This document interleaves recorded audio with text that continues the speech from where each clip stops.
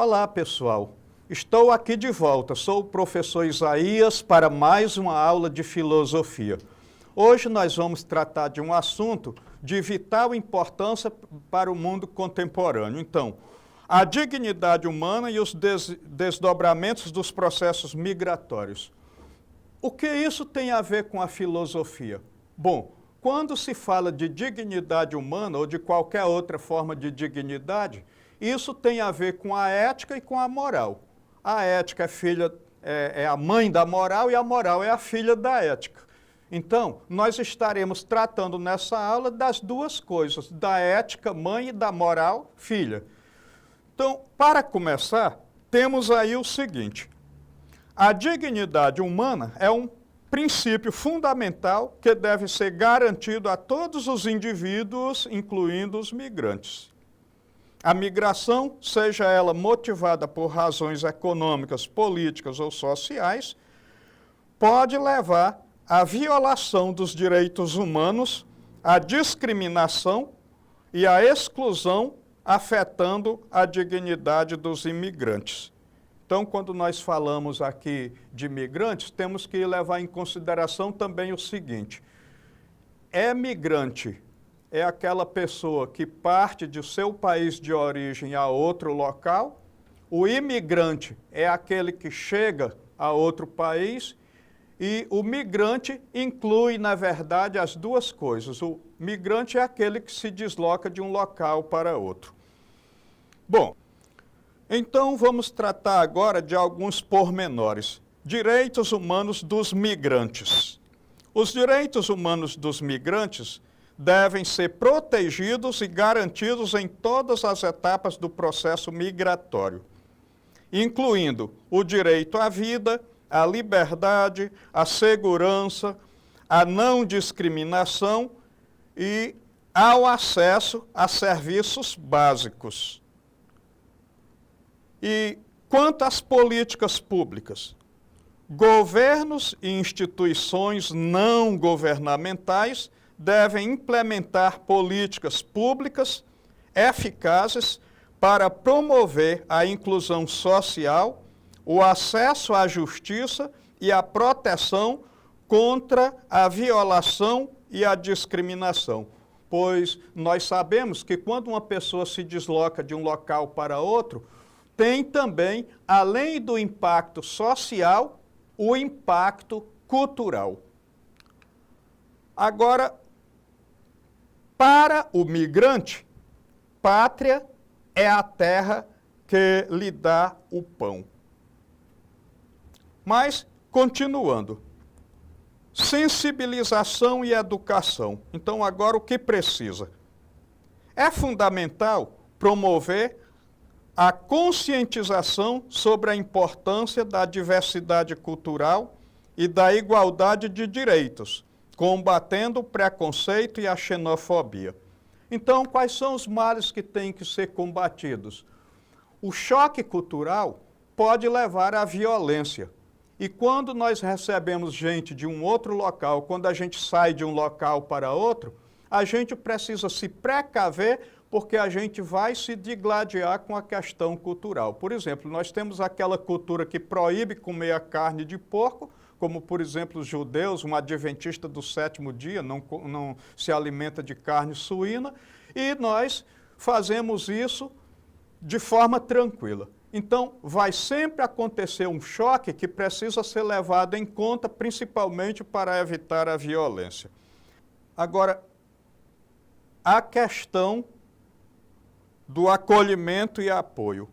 A criação de espaços seguros e acolhedores, com apoio psicológico e social, que pode ajudar os migrantes a superar os desafios da adaptação e a reconstituição de suas vidas com o mínimo de dignidade, ou também com muita dignidade.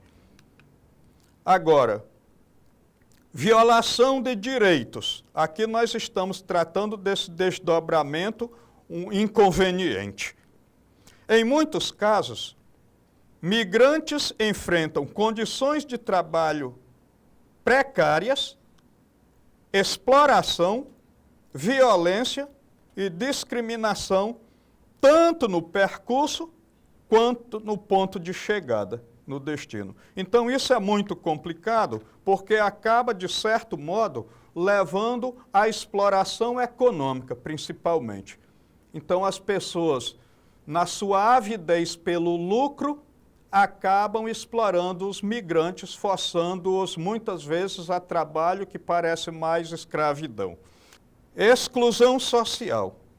Falta de acesso a serviços básicos como saúde, educação, moradia, bem comum, a discriminação com base na nacionalidade, etnia ou religião, coisas que podem levar à exclusão social dos migrantes. E a vulnerabilidade? Bom, migrantes, especialmente aqueles em situação de refúgio ou deslocamento forçado, podem ser mais vulneráveis a situações de tráfico humano, exploração sexual e outras formas de violência. Então, isso aqui são só algumas formas de violência que nós podemos citar, mas pode conter muitas outras formas de violência dentro de um processo de deslocamento. Impacto na saúde mental.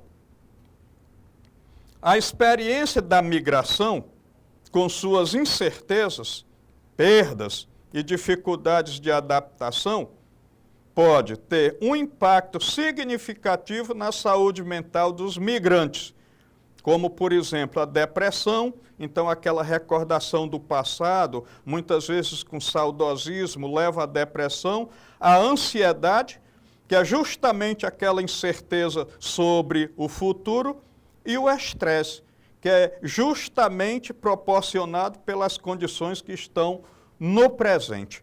Então, que são pós-traumáticos, na verdade. Bom, agora, concluindo essa parte, nós temos o seguinte: é importante reconhecer que a migração é um fenômeno complexo, multifacetado, com impactos positivos e negativos.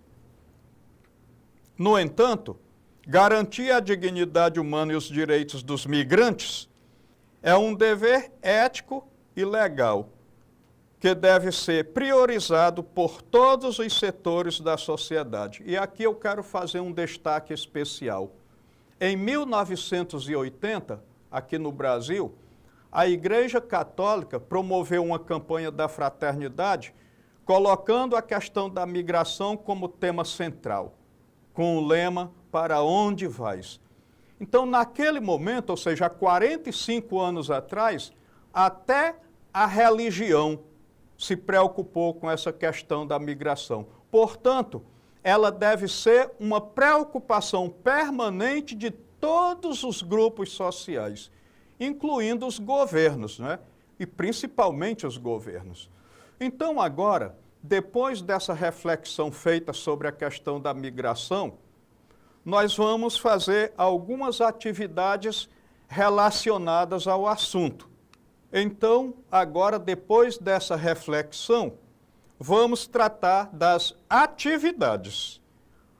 Primeira atividade. A dignidade humana é um princípio central em diversas áreas, incluindo o direito, a ética e a filosofia, e serve como base para a proteção dos direitos humanos e a construção de sociedades justas e igualitárias. Qual das alternativas abaixo melhor descreve o princípio da dignidade da pessoa humana? Letra A. A dignidade da pessoa humana é um valor intrínseco a todo ser humano, independentemente de sua condição, que exige respeito e proteção por parte do Estado e da sociedade. Letra B. A dignidade da pessoa humana é um conceito exclusivo do direito moderno, surgindo com a Revolução Industrial.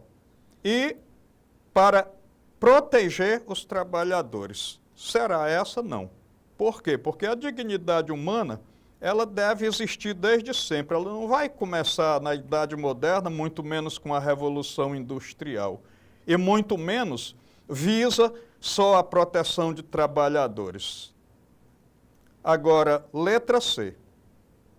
A dignidade da pessoa humana refere-se apenas à integridade física e psicológica, excluindo aspectos sociais e políticos. O fator psicológico, o fator físico, o fator social e o fator político são igualmente importantes. Portanto, essa não pode ser a resposta. Letra D. A dignidade da pessoa humana é um conceito relativo, que varia de acordo com a cultura e as leis de cada país, de cada local. Bom, a gente sabe que existe variação cultural, de um local para outro, de uma região para outra, de um país para outro. Isso possibilita diferenças e adaptações na moral. Na ética, não.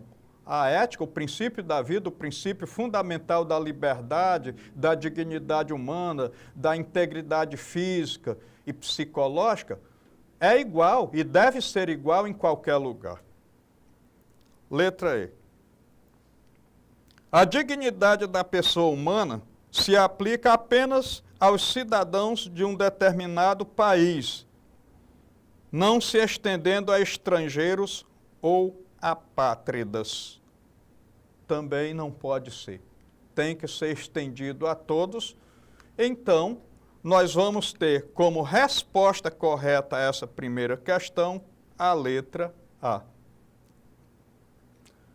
Então, agora, nos dirijamos à segunda questão.